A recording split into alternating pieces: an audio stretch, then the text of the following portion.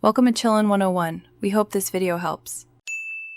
In this video, I will explain how to tint Honda Civic windows. First, gather your essential tools, including high-quality tint film, a reliable heat gun, and a sturdy squeegee. Next, ensure your windows are spotless by cleaning them thoroughly with a lint-free cloth and a good glass cleaner. Accurate preparation is key for a smooth application.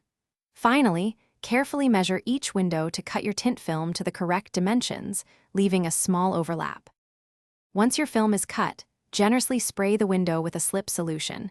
This allows you to easily position the tint.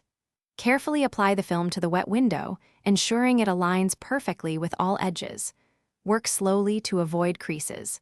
Then, using your squeegee, systematically push out all the water and air bubbles from the center outwards. This step is crucial for a professional finish and to prevent bubbling later on. After the initial application, you'll need to shrink the film, especially on curved windows. Use a heat gun, moving it evenly across the film to gently shrink it and conform it to the window's shape. Be careful not to overheat any single spot. Once shrunk, carefully trim any excess film using a sharp utility knife, ensuring clean, straight lines.